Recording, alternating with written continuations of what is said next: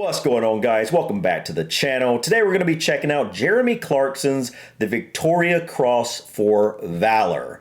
I cannot begin to tell you just how many times I've seen this suggested in our comment section. Yeah, it's been a bunch. I think this may be one of the top 5 or 10 most requested things for us to check out. Yeah, for sure. I feel like it's been requested the most on like any videos we've done on the Gurkhas, and I don't know if it has anything to do with them, but I'm not sure. Maybe it might, because I don't know anything about the Victoria Cross. I don't either. I think it is something maybe similar to our Medal of Honor, that type of thing. Okay, so it's a military award. I believe so. Guys, we do not know anything about this at all. So let's just... I think it's a military award. I'm pretty sure it is. It makes sense that it would be.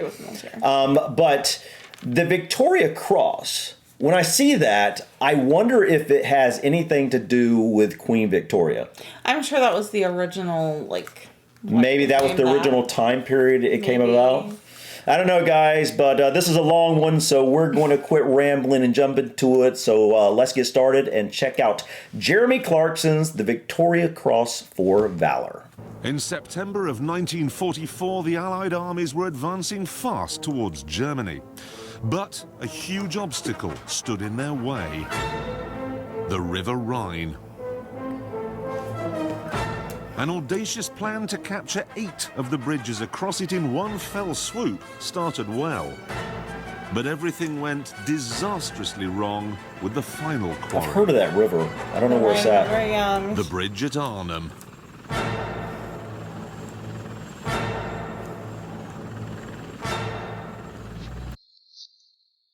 "12,000 airborne troops came by glider and parachute to fight for the bridge. 12,000? That's a lot. It was the biggest airborne assault ever. Wow. Look at that. Yeah, that's crazy. But it didn't work. That's incredible. In fact, it would turn out to be one of the biggest disasters in the entire war. Of the 12,000 men who came here, only 3,900 got out again.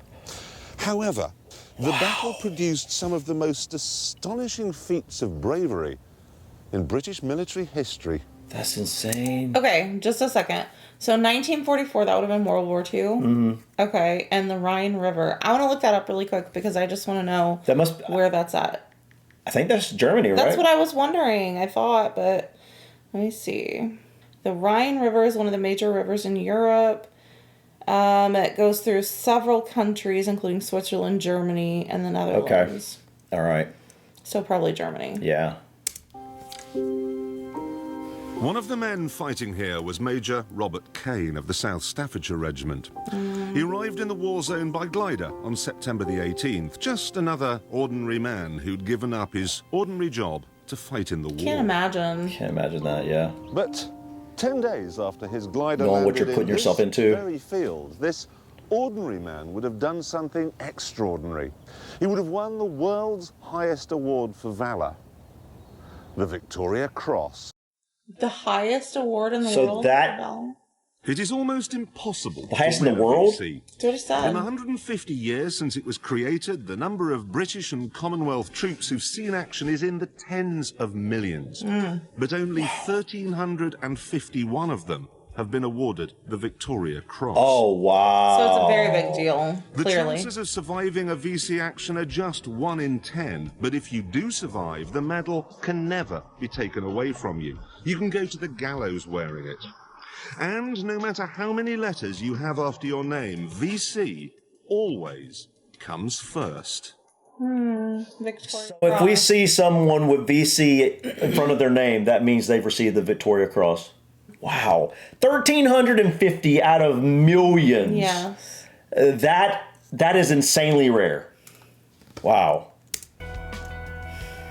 The VC, to my mind, has a place above all other national awards. It is the highest regarded award for gallantry.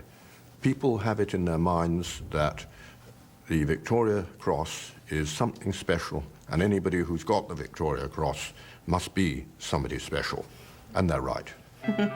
I could have centred this programme on any VC winner. All of them are remarkable. But the most special for me is this man, Robert Cain. This then is his story, but it's also the story of the medal that he won. In official speak, the military say the Victoria Cross is awarded only for gallantry of the highest order. But what does that mean? That's what I was about to ask. Well, let me give you a typical example. This is the story of Lieutenant Ferdinand West, an RAF pilot who won his VC in the First World War. On August the 10th, 1918, West was flying his biplane far over the enemy lines when he was attacked by 7 German aircraft. Oh my goodness. At the start of the fight, one of his legs was blown off by an explosive bullet and fell into the controls. Oh my goodness. West lifted his leg clear of the controls and, although wounded in the other leg, manoeuvred his machine so that his rear gunner was able to get several good bursts into the enemy aircraft and drive them off. Oh my goodness. Oh, 7. Through sheer grit and determination, West then landed his plane safely, and although rapidly weakening and semi-conscious from the loss of blood, insisted on filing his report on the enemy troop positions before receiving medical attention. Wow. The extraordinary thing is, the report here filed by his rear gunner said that he didn't know that the pilot had been wounded until after they landed. He was just acting normal? Never thought to mention that his leg had been blown off. That is Oh, insane. my goodness. Wow. What courage. Wow. I mean, like, the bravery you there. gotta be built different to be You able are to built do different. that. That just being one story definitely goes to show what it takes, what anybody who receives this medal went through. Obviously, they went through different stories, but nonetheless, if that's just one of them, it gives me an idea of the degree of how wild, how insane, how much courage and bravery the people who received this medal went through. Wow. The guy had his leg blown off, moved it, and continued on like life was normal. They didn't even know he was injured. That's insane. Okay. Wow. The story of the VC began 150 years ago when Britain was in the thick of another empire-building dust-up, the Crimean War. There was huge bravery, but the system for rewarding this gallantry was a shambles. The medals that did exist were only for officers of a certain rank. There was nothing for the common man. So that's one of the difference in this. This is for anybody Sometimes who an does ordinary something. soldier would be mentioned in dispatches, but that was no good because army commanders tended to list everyone who'd taken part. It was a bit like passing your chartered accountancy exams today. You get your name in the paper, but so does everyone else. The Crimean conflict, however, saw the advent of a new weapon to fight the cause of the foot soldier, the war correspondent. One of them was William Howard Russell from the Times. His stories from the front line meant that for the first time, people back home could read accounts about the immense bravery of the bloke next door. One of the people who read these reports was Captain Thomas Scoble, an MP, who proposed a motion in the Commons on December the 19th, 1854, that the Queen should create some kind of medal. An order of merit, he said, for distinguished and prominent personal gallantry, to which every grade and individual, from the highest to the lowest, may be admissible. Must have been Queen Victoria then. Unfortunately, the idea met with strong resistance from army commanders. They argued that the success of the British Army was based on the discipline of its formations, and they didn't want a medal that recognised individual acts of heroism in case it encouraged soldiers to break ranks and disappear off on their own. However, the top brass was about to be... All right, have no idea what happened here. Yeah, I think that's Queen Victoria right there. It looks like her. Doesn't it? I think so. Prince Albert saw the sense of Scoble's idea and told the War Office to come up with a plan. Not being terribly adventurous or enthusiastic, the civil servant suggested something traditional. Where's he An at? ancient order. I don't know. This is incredible. Where is that? Beautiful. This is the document that they prepared. And as you can see from the notes and the squiggles put on it by Prince Albert, he was less than impressed. You can see here he's crossed out this bit where it refers to the order, because he didn't want it to be seen like joining a Masonic lodge. Here in the margin, look, he's actually referred to it as a cross, granted for distinguished service, which will make it simple and intelligible. That is very forward-thinking for the time. And here, he even suggests a name for it. The Victoria Cross. Beautiful handwriting. Yeah, it is. I mean, think about this. That is 150 odd years, maybe a little more at this point. And actually, I think it would be. Can't think of exactly 155 years, maybe. 1,350 in that period of time. Yeah. What is that per year? I don't have a calculator on me, but it's He was very kind, and he had a great sense of humour. single digits. I used to drink in the bar. He always bought the drinks. Well, my strongest memory is that you hadn't got to be frightened of him. That you could go to him and speak to him of anything. I would personally, if I'd been asked to follow anyone, I'd have followed Robert Cain. I had complete confidence in men. The battle plan that brought Cain to Arnhem was called Operation Market Garden, and it was very simple. Allied forces would parachute into Holland and seize a line of strategic bridges. This would create a highway that would allow the Second Army to charge north, over the enemy defence lines, that's a good idea. and down into Germany itself. The war, it was said, would be over in a matter of weeks. Now, the most difficult bridge to capture would be the one furthest north in the Dutch city of Arnhem. But a small band of British paratroopers from the first wave of landings did manage to capture the north end of what's now known as the Bridge Too Far. Major Cain arrived in this field 24 hours after the first landings. There'd been a problem with his glider back in England, but his job remained the same. He had to get his company of 22 men to the bridge as fast as possible to help out. Sounds simple, but it wasn't. First of all, the whole point of airborne troops is surprise. You don't know they're coming until they're there. But because Cain arrived 24 hours after the first wave, the surprise was gone. And to make matters worse, the landing zone was some 8 miles from the bridge. So, thanks to some incompetent planning from the top brass in England, the Germans knew that Cain and his men were coming, they knew where he'd landed, they knew where he was going, and they had the wherewithal to do something about it. By sheer coincidence, the German army had parked 2 divisions just outside Arnhem. That meant tanks, artillery guns, half-tracks, and 12,000 SS Panzer troops.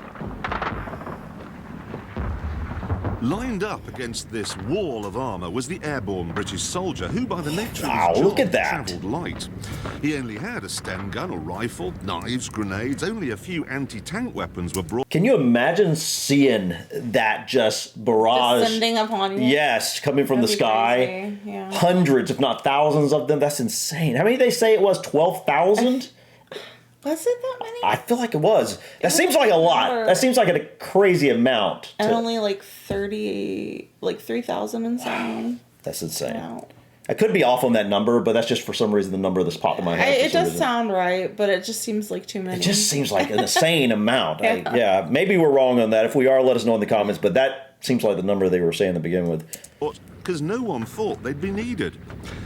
The British troops simply didn't know about the strength of the German opposition as they started out on the 8-mile walk to the bridge. Man. Cain's men made it with no real problems at all to this very spot, just 2,000 yards from the bridge. They could actually see it over there, and they could almost certainly hear the small company of British soldiers fighting to hold on to the northern end. But they couldn't get there.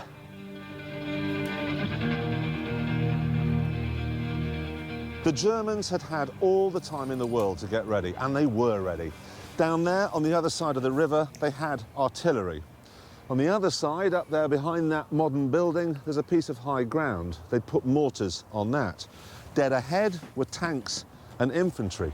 In desperation, some of the British tried to run down this bank, but there were more tanks and more infantry down there on the lower road. This was the perfect place for an ambush. The British had walked right into it, and they were slaughtered.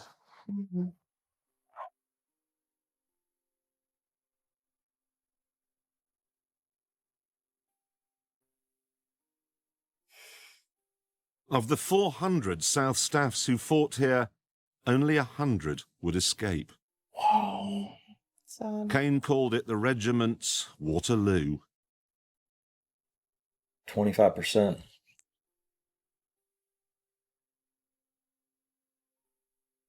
Two of his close friends were among the casualties, and in his diary he wrote, "For the first time since childhood, tears sprang in my eyes. I turned away, swallowing hard, and with rage in my heart." It must have been a savage kind of rage, because on his way back down this road for more ammunition, he ran into a party of 5 Germans. And even though he was alone, he opened up with his Bren gun and killed all of them. Holy sh... Later on, the easygoing married father of 2 wrote of the killings, "I cannot describe the surge of dreadful, unholy joy which I felt." I can imagine. When he got back, the battle scenes were horrific.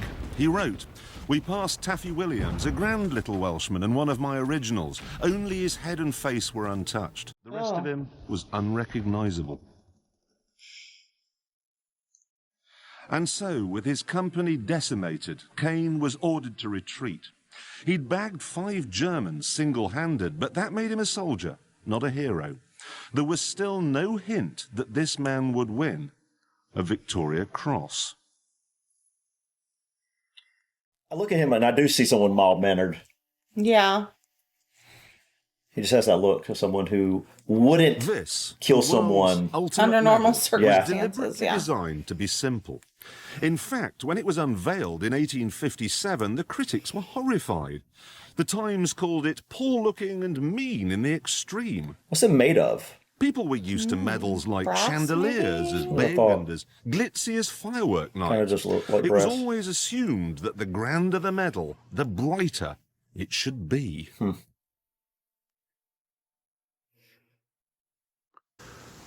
This is the actual prototype of the VC, made to Prince Albert's specifications, a simple cross. Now, when Queen Victoria saw it, she loved it. In fact, if we look on a real one, which I've got here, we can see the only change she made is to the bar. She added some laurel leaves and a little V. And that's it. The highest award for gallantry. In the world. Not just in Britain, in the world, I think.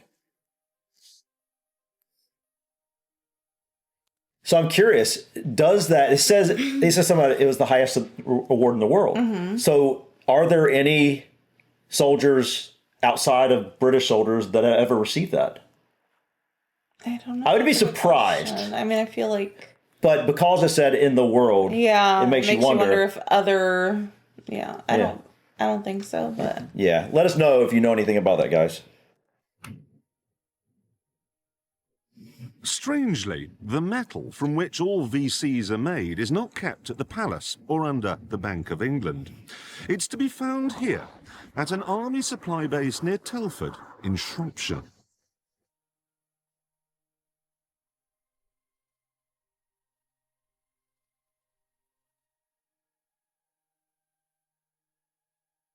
It's in these sinister buildings that the army stores its rifles, its machine guns, its artillery. I would love to see what's in those buildings. Warfare suits. Don't they look very interesting? 250 million items with a combined value of £1.4 billion, enough to win a small war. Wow.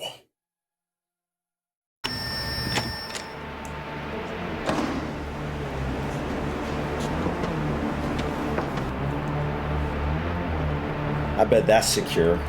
Yeah. Bear in mind that what you're looking at here is just one aisle, and there are 8 aisles in every unit. And there are 4 units in every building. And there are 20 buildings. Holy. Okay. That's crazy. Yeah. The security is fearsome, but even so, the most precious thing they have here is kept in its own safe.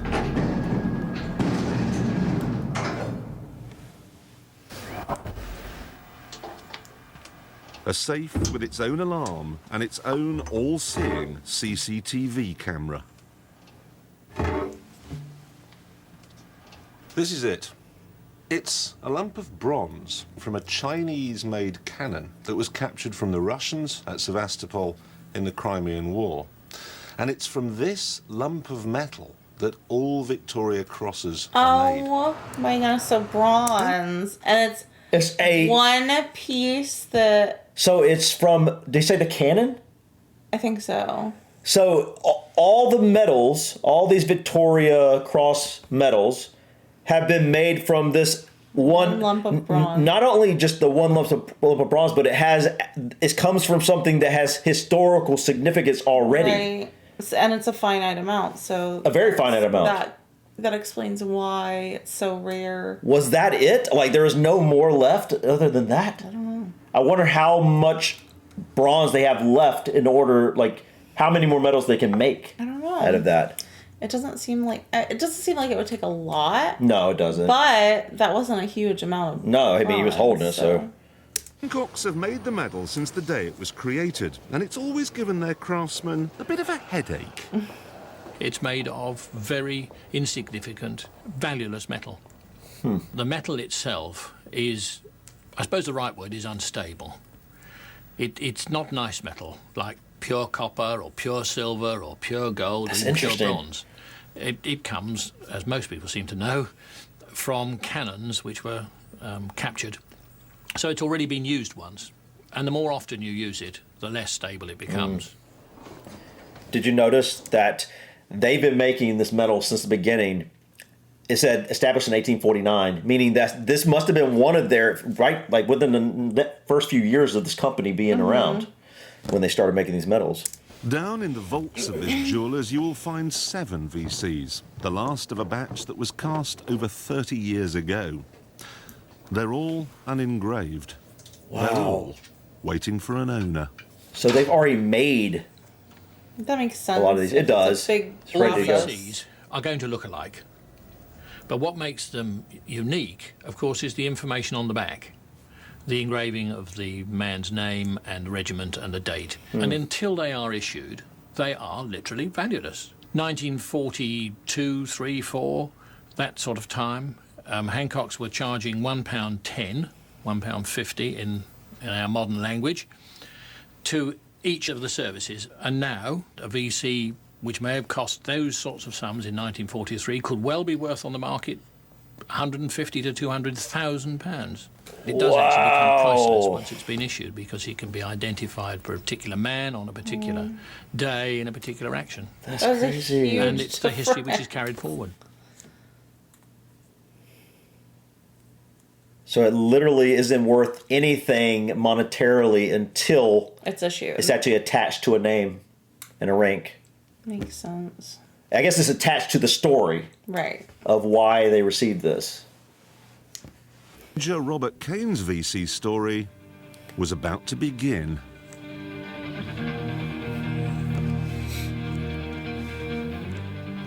Despite the losses suffered by Cain and the South Staffs in the German ambush earlier that day, the British still saw this as a setback rather than a defeat. And Cain's next task was to come here to a nearby hill called Den Brink. His orders were to seize the hill, hold it, and use the high ground to provide covering fire. Cain made it to the high ground, no problem at all, but he and his men couldn't dig protective trenches because, unsurprisingly, the whole area was crisscrossed with tree roots. Look, they're everywhere, and all they had were these pathetic little trenching tools. So, they were completely exposed when the tanks came. Oh no. Oh, It's awful. It was another massacre. Tank shells and mortar fire rained down on Cain's men, who couldn't find any protection in the ground. For the second time in a day, he was forced to retreat, writing later, "It would have been a sheer waste of life to stay there. I felt extremely dejected. I knew our particular effort to get through to the bridge had been a failure."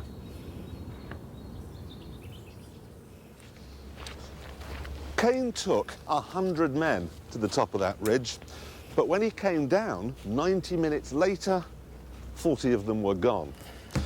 Now, he says he was dejected, but eyewitnesses say he was anything but. They say he was bloody angry. I would imagine. Robert Cain, the affable man who bought the drinks in the bar, had now become an angry warrior.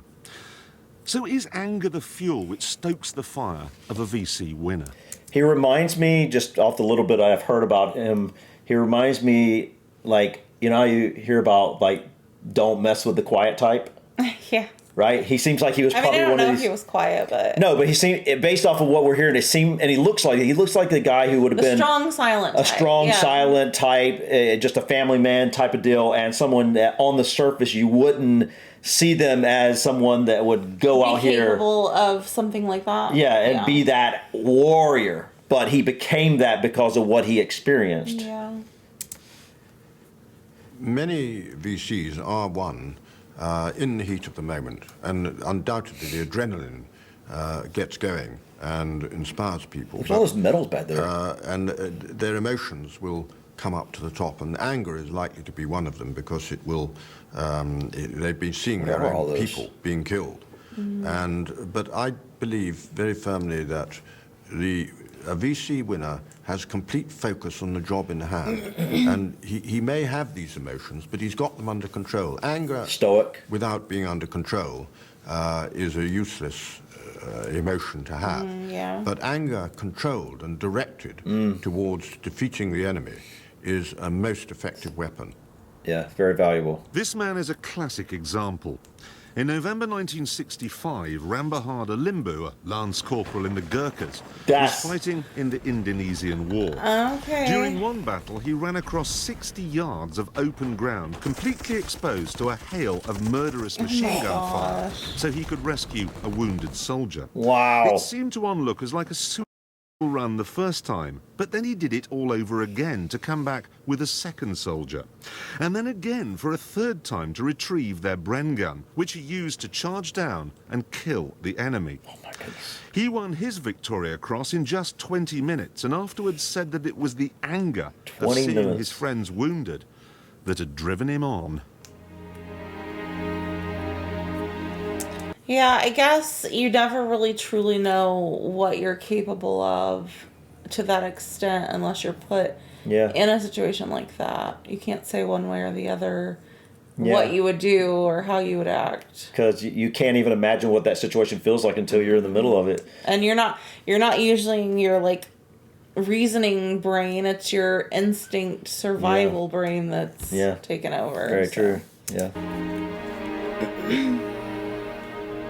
Limbu is a rare breed, one of only 15 VC winners who are still alive today. Wow.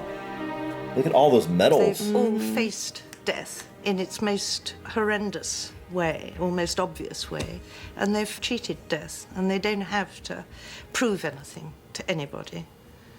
They're at peace with themselves. If anyone can shed light onto the character of a VC winner, it's the secretary to the Victoria Cross and George Cross Association, Didi Graham. She's known more VC winners than anyone else.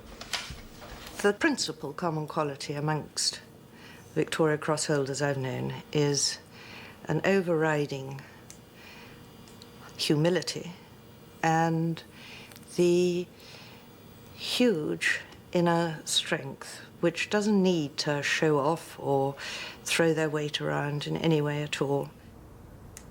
Commander Ian Fraser typifies this modesty. In 1945, he and his crew piloted a midget submarine through 80 miles of mined waters in their mission to blow up the Japanese cruiser Takao. In order to sink it, they had to place their explosives right under its keel, but the operation went wrong when the tide went out and the 13,000-ton cruiser settled onto the tiny submarine, pinning it to the sea bed. Oh, man. When we got stuck and That's the tide horrifying. was going out and the cruiser sat down on us, then I really got worried because I wasn't quite sure how I was going to get out, because I was still determined to get out the other side. And we sort of went full ahead on the engine and full of on the motor, sorry, full ahead on the motor, full of and we dug a trench in the seabed by going backwards and forwards, and eventually we came out from underneath it. Oh, wow. Fraser and his crew did manage to blow up the cruiser and escape, and it's yet another amazing VC story. But he doesn't see it that way. It always appeared to me that I was doing something that I'd been trained to do. I mean, I'd worked for months with this team of people that I had in the boat, 12 of them all together, only 4 in the boat at any one time. And we'd work for months on attacking ships, sticking limpet mines on things. Then you go and do it in an action, and they give you a VC for doing it. It all seemed, it always seems a bit odd to me. I've never come across... I do love the humility of that. Holder who said that they felt that they definitely did earn that award. Another common characteristic is So that they that's all the ones seem to show alive a at this sense of moment. responsibility. At that point, Yeah. There's an interesting statistic with the VCs, which is that 75% of them were the responsible child of an early widowed mother or the responsible child in a large family. So it means that they spent the whole of their childhood They had to be the man of the house looking early after on. their siblings Wow. or their mother. So they're used to looking after other people and not thinking of themselves. I was feeling probably more for my soldiers than anything else, you know. I was just there. I was a secondary thing to the whole thing, and I was upset that I was losing soldiers, and the enemy was shooting my wounded. In 1969, during the Vietnam War, Warrant Officer Keith Payne was leading a company of trainee soldiers when they were attacked and routed by massively superior Viet Cong forces. Separated from his fellow officers and wounded, Payne went behind enemy lines time and time again to rescue as many of his raw recruits as he could. Wow. That night, he saved the lives of 40 men. 40? Single-handedly? I felt that it was my responsibility to get my soldiers out of that situation, and not ask anybody else to go and do it. Oh my goodness. Man, So you gotta have VC respect do for seem that. To have some things in common. That's crazy. A responsibility for 40. others and a temper, perhaps. But does that mean they're all the same? Does that mean there's a type? Sounds Well, like the at truth least is, somewhat. It's almost impossible to say. It could be something in the water. There's one street in Canada that's provided us with 3 winners. It could be something Canada? in the blood. 4 times it's been won by people whose brothers had already won it, and 3 times by people whose fathers had already won it. It's been won by rogues, scoundrels, introverts, extroverts, aristocrats. You probably think you don't have it in you to win one, but you probably do. Once people do meet us, we're just ordinary people. They know we're ordinary people, and we're, you know, shave and all the rest of the things that people do. But I think they also recognise the fact that we've been tested and stood up to the test. I mean, the man saved 40 other men at once, like by himself. Wow. I mean, that takes a special person. Yeah, for right? sure. I mean, like this, he has such humility here.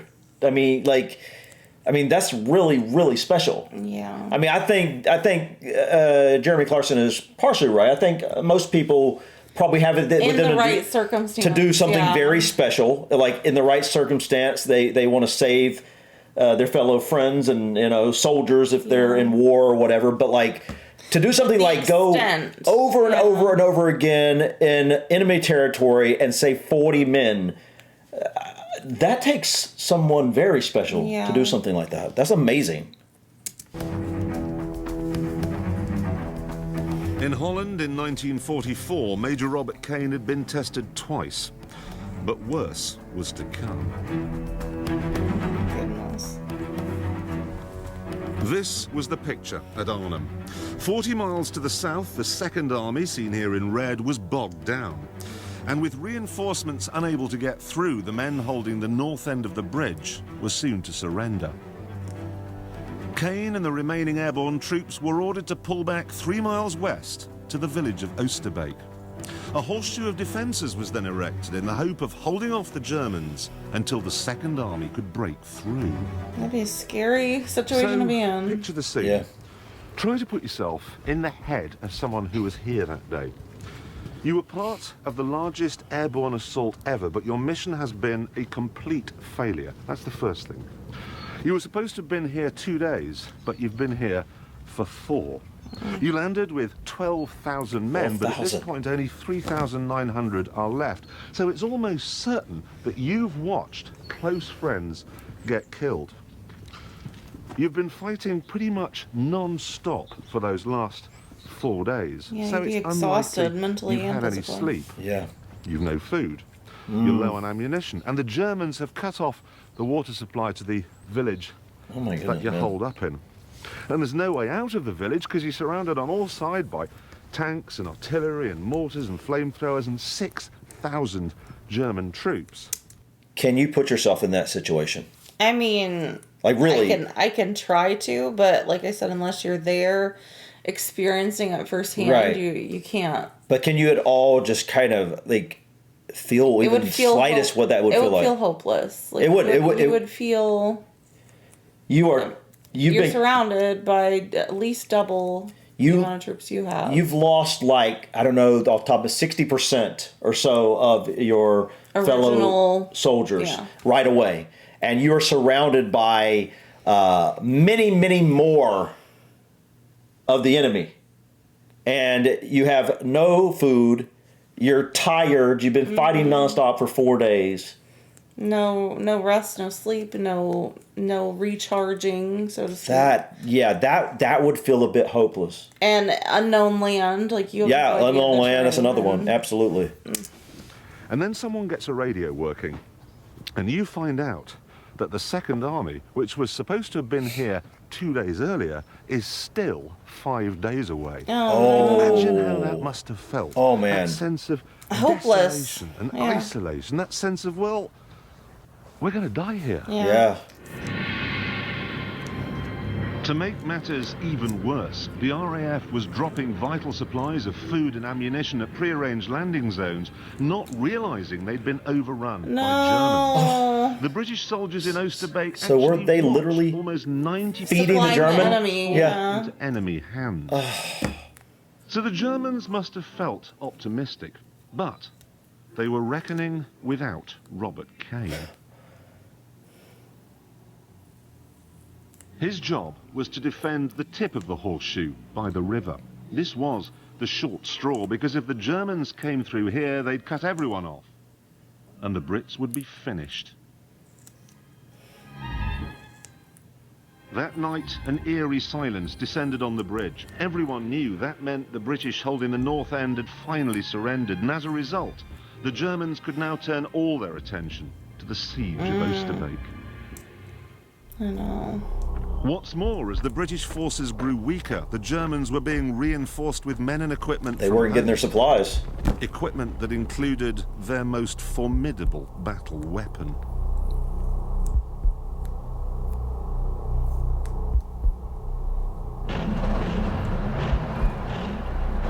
Man, that would be scary. The Tiger tank was the king of the German divisions, the biggest armoured vehicle they'd ever made. It weighed 57 tons. Its armour plating was 4 inches thick. Wow. The shells it fired were from an 88mm gun. It could blow anything to Kingdom Come with complete impunity. And a herd of them was headed straight for Cain's position.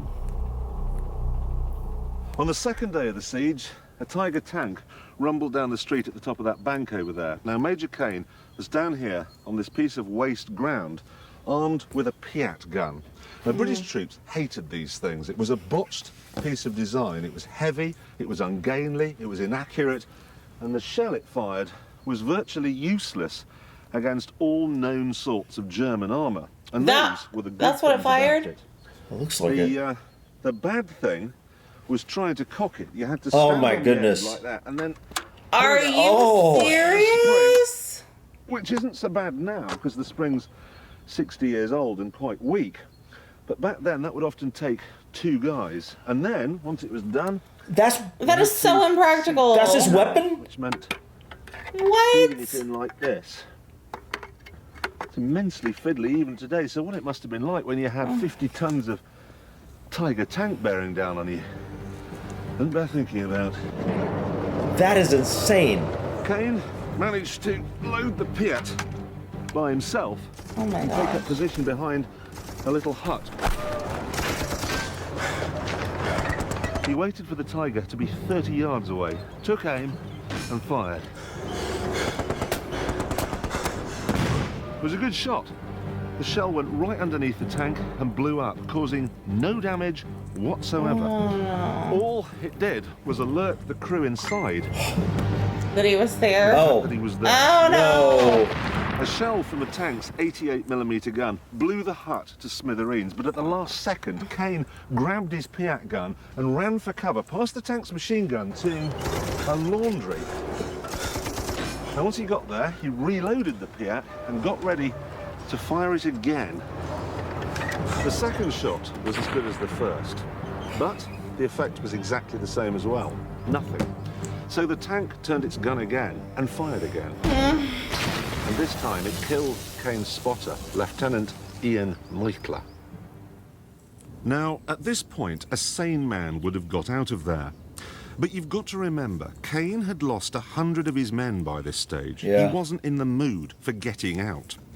So, as the dust cleared, no one could quite believe their eyes, because he was lying in completely open ground, facing down a Tiger tank. I was close enough to see exactly what happened. I think he altered his position to kneeling, and we can see in the distance a tank. I was absolutely certain he was going to die there. Kept on shouting, load, load, and firing at the tank. He fired for a third time, and this time his shell hit the Tiger's only Achilles heel. He blew one of its tracks off, immobilizing it. What? And you could see the track of the tank come away and lob on its side. No way. Cain had no time to celebrate, though, because almost immediately another Tiger rolled into view on the road. Come on. He dived behind the wall of the laundry again, reloaded his Piat again, and then stepped out to take a shot at it. But he pulled the trigger a fraction of a second too soon. So the shell clipped the wall of the laundry and blew up just a few feet in front of his face. Oh, man. There was a flash, and he immediately fell over. And it was horrifying. When I got to him, his face was black, but totally black, and with little spots of blood all the way around. Oh my gosh. What, 30, 40, 50, whatever it was. And he was saying, I'm blind, I can't see. Oh no. So several of his men carried him away to the copse, 10, 15 yards away. I stayed with him no more than 6 or 7 paces, I shouldn't think, holding his hand. It seemed like he was finished. But 45 minutes later, he was back. His sight had returned, and that was enough. The His shrapnel sight had wounds returned. He would cope with. Oh my Dude, are you goodness. kidding me? That is insane. Wow. 45 minutes after the exploding in his face, basically, he thinks he's blind, he gets his sight back, and he's back on the battlefield. Wow. Wow. And this chap came out of the copse with his face blackened. And he got down immediately on the Piat gun. I was staggered, utterly staggered. I thought, well, he must be a very brave man to be knocked out, probably, and then come back and take up the same position and still hit tanks. couldn't understand why such a brave man didn't say, well, I've had enough.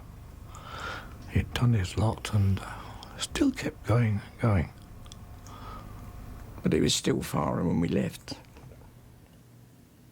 By the end of that day, day 2 of the siege, Cain, according to eyewitnesses, had destroyed 3 tanks, and no one had ever done that before. Wow. He had begun to win his VC.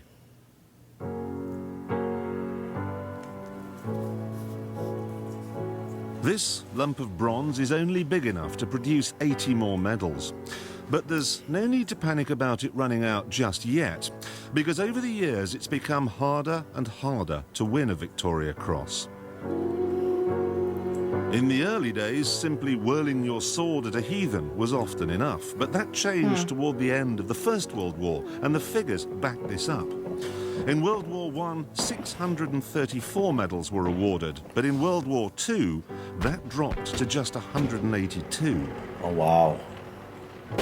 The bar had been 640 in World War I, right? Or 650 or something. Somewhere around that, which is just a little bit less than half this ever Total, been given in yeah. 150 odd years. Wow. raised to an almost impossible height.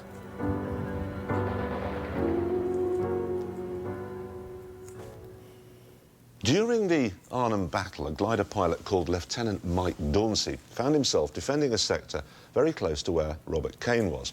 Here's the report. It says the position was continually attacked by superior forces of enemy tanks and infantry. On 3 occasions, the enemy overran the sector, necessitating a counterattack. Dauncey led each sortie with such determination that the positions were regained with heavy loss to the enemy.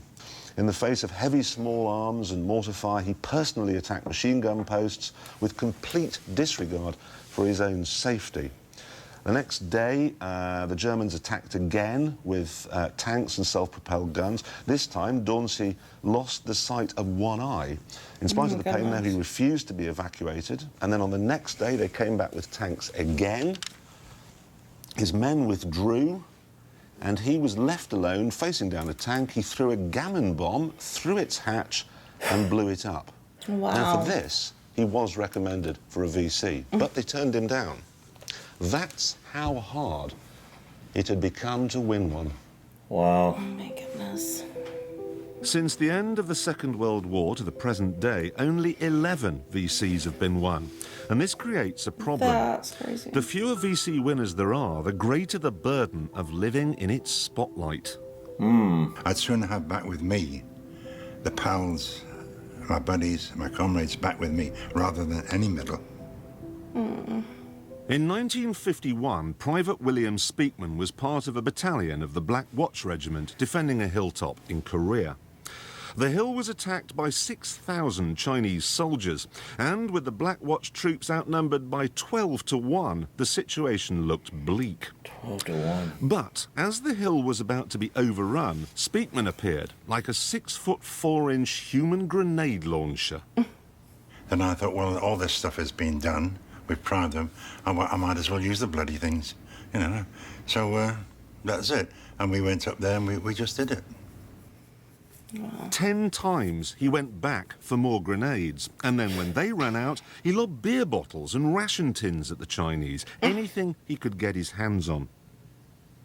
Eventually the attack was broken and Speakman was a hero. But he found it hard to cope with the attention the VC brought. He told one reporter that the medal made him feel like a freak in a freak show. Sometimes it gets a little bit too much. Not sometimes, a lot of the time it gets too much. People try to do something for you. They try to say thank you in their own little way. They say, well, tell me what happened. You either don't want to, or sometimes you just say, well, no, I've forgotten all about it now. And that's the truth. It's a bit overwhelming for an ordinary person.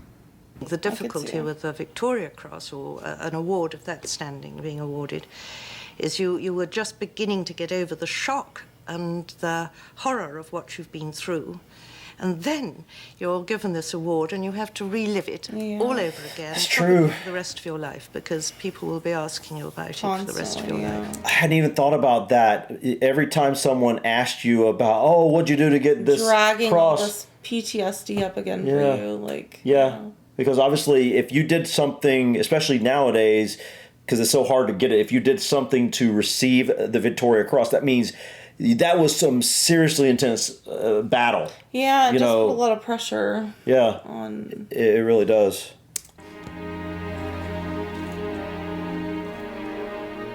They're just incredible people.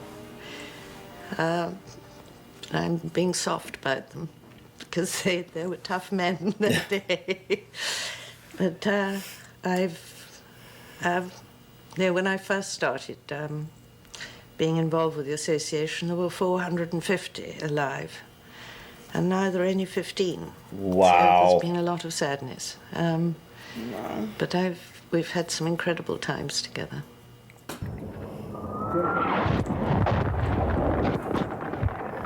The last two VCs, both posthumous, were won in the Falklands War 21 years ago. And the reason it's been such a long time is quite straightforward.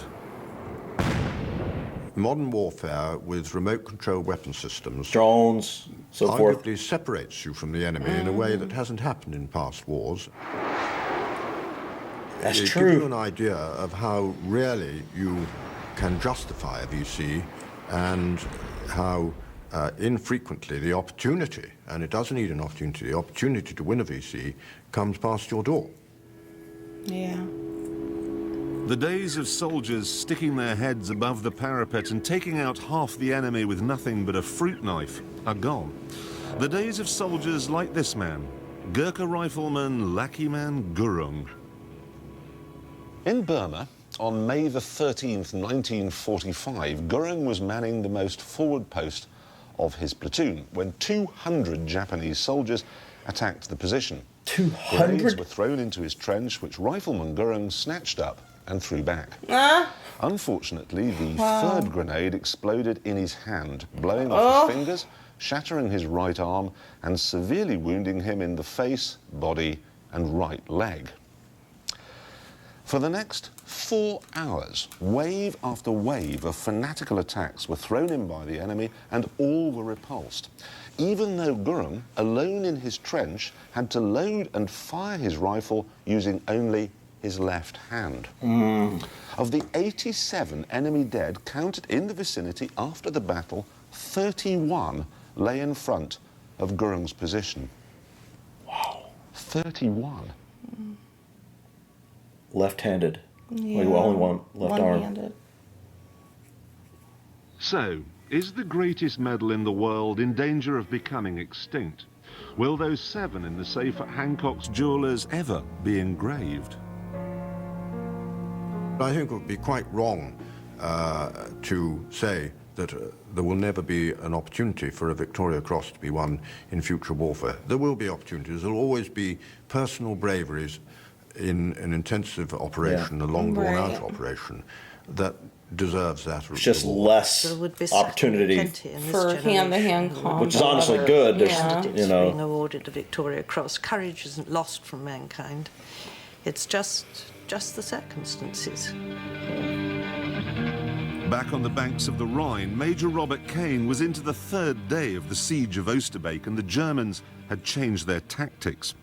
Possibly fed up with losing so many tanks, they decided to batter the British into submission with constant shelling and mortar fire.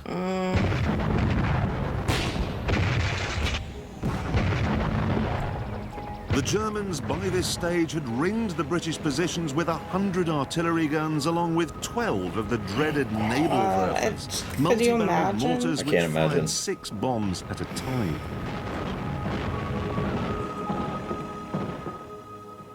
Somehow this bombardment seemed to inspire Cain, driving him to ever greater feats of bravery. While most of the troops kept their heads down and their fingers crossed, hoping a shell wouldn't land on them, he went in search of tanks. Witnesses spoke of a madman running through a hailstorm of fire in these very streets, with his trousers torn off, blood pouring from wounds in his legs, firing his piat at tank after tank after tank. They said he's firing, some were saying he's firing the piat from the hip, like a bloody cowboy. There was this figure wounded, bandaged, dirty, dishevelled, but still coming round, still wherever the point of danger was, still encouraging the men all the time. Some were saying he'd knocked 4, 5, 6 tanks out. Yeah, you can put yourself in the Germans' position and saying, whoever's knocking out these tanks must be, well, someone out of this world, I'll say. Yeah. In his diary, he says his feet felt like they had 1,000 pins sticking in them and that his socks filled with blood. Later in the day, he says he felt something hot and sticky running down the side of his face. Turns out he'd fired so many shells, one of his eardrums had burst. He disregarded his own wounds. He was wounded, seriously wounded and bleeding and torn to shreds. My goodness. Yet he fought on because that was his duty. He refused to go back for medical treatment until there was a lull in the battle. He fought with a total focus on what he was meant to be doing, and many VC holders have this sense of focus. They have a focus that sees that clearly what they've got to do, and they must do that regardless of the effect it has on his own life. And this selflessness is perhaps the key issue in winning a VC. To understand just how important this business of selflessness is, you need to know the story of John Cruikshank. Cruikshank was the captain of a Catalina flying boat, which was very badly shot up during a suicidal attack on a U-boat. Although he sank the U-boat, one of his crew was killed, 3 others injured, and Cruikshank himself was hit 72 times, including wounds to both lungs. Oh my goodness. So there he is, with his lungs hemorrhaging, slipping in and out of consciousness, and barely able to breathe. But he was determined to bring the wounded crew home safely. Wow. So he kept the plane in the air for an hour until the sea conditions were safe enough for a landing. And that's an amazing story. But it's not as amazing as what the Secretary of State has written here. He says, I think that the VC has been earned in this case, although an element of self-preservation enters into it. And that's the tricky bit. You see, if you're the captain of an aeroplane, you bring it back and therefore save the lives of everyone on board. You also save your own life. You can't really win. Arnhem was a lost cause too. There were so many wounded British soldiers by the 4th day of the siege that the Germans sportingly arranged a ceasefire so they could be evacuated. Cain could have gone. He was a wreck. He was half blind, he was half deaf, his legs were perforated with machine gun and shrapnel wounds. But he chose to stay, and that meant he was still here on the 5th day of the siege. Backup finally got there. This, in the Germans' eyes, was doomsday, the day when they'd mount their biggest push. They threw everything at the British: tanks, artillery, flamethrowers, mortars, the lot. The British had arrived in Arnhem with supplies for 3 days. This was their 9th and the 5th in the hell of Oosterbeek. It was shaping up to be the shortest firefight in history. But Major Cain had other ideas. Cain found himself down by the church, and pretty soon he was out of ammunition for his Piat. So he switched to a mortar like this. Now, the idea of a mortar is that you jam it into the ground, you drop the shell into the tube, it fires up in the air and lands on the German positions. But the Germans were so close that he was firing it like this, like a normal gun. Now, imagine what that must have looked like from a German's point of view. This man, with his trousers blown off, caked in blood, with sticky stuff coming down the side of his face, firing a mortar horizontally at you. It must have been unnerving. Yeah, a little bit. I'm trying to picture that. That's mind-blowing. Just trying to think of that. Like, what? This man was like unstoppable. Like, I think he was at the point where he had nothing to lose and he was all in. And he's all in because of what he had seen and what he had been through. He was lost probably a lot of friends that were fellow soldiers and whatnot, and just like I'm going all in on this. That's crazy. In Cain's VC citation, it says of the events of that day, by a skillful use of this weapon and his daring leadership of the few men still under his command, he completely demoralized the enemy, who, after an engagement lasting more than 3 hours, withdrew in disorder. Robert Cain had turned the tide in the battle, and this is another vital factor in winning a Victoria Cross. Your actions have to create a ripple effect. They have to help save the day. On the Monday, it was the final day of the battle, and the Germans, that was 9th SS Panzer Division, have been trying since the Friday to break Major Cain's block, because that was the key to cutting us off from the whole division off from the river, and we would have been finished. We all knew that. I mean, it was obvious to us all, but he made sure that they didn't get through, to his great credit. His action had tremendous impact on the troops as a whole, and probably helped them keep their resolve. I really want to know what those medals are behind out him. of proportion to the size of his own personal command. It was the most wonderful example to everyone. A major firing at tanks is something you don't hear of, really. We all wanted to emulate him, of course, which we tried to do to our best ability.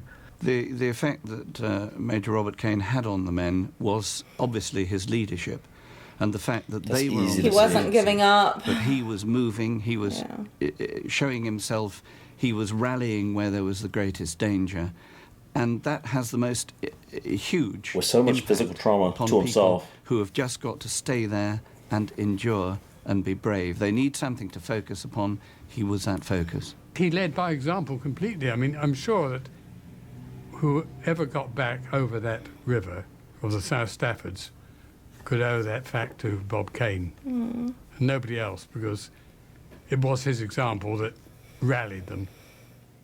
His bravery was and utterly selfless. His tank-killing antics rallied the troops, beat off the enemy, and helped keep the defences at Oosterbeek intact. These were the reasons why this man won a Victoria Cross. And not just any VC either.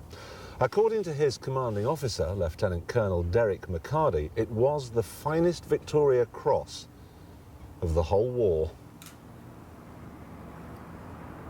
After the Germans withdrew, the British, out of ammo, food and ideas, and knowing by this stage that the Second Army wasn't coming, silently crossed the river at night to safety. Cain knew they were retreating, but he didn't want to look beaten. I wonder if that's his wife. Must be. You think that was after what happened? I'm not sure. Must be, yeah. Looks no worse for he wear. Doesn't. Like, how is that possible? After the war, he left the army and went back to working for Shell in Nigeria and the Far East. He died of cancer in 1974. Wow. Sadly, that meant I never met him, which is a shame for two reasons. Firstly, because I'm absolutely fascinated by VC winners. And secondly, because I'm married to his daughter. What? She didn't even know he'd won a Victoria Cross until after he'd died. He never took to mention it. Probably didn't want to talk about it. Wow. He's married to his daughter. That's crazy. We've a rather warped sense of what constitutes bravery these days. I mean, even David Beckham is called a hero for scoring a penalty. But when you look at VC winners and hear their stories, well, enough said.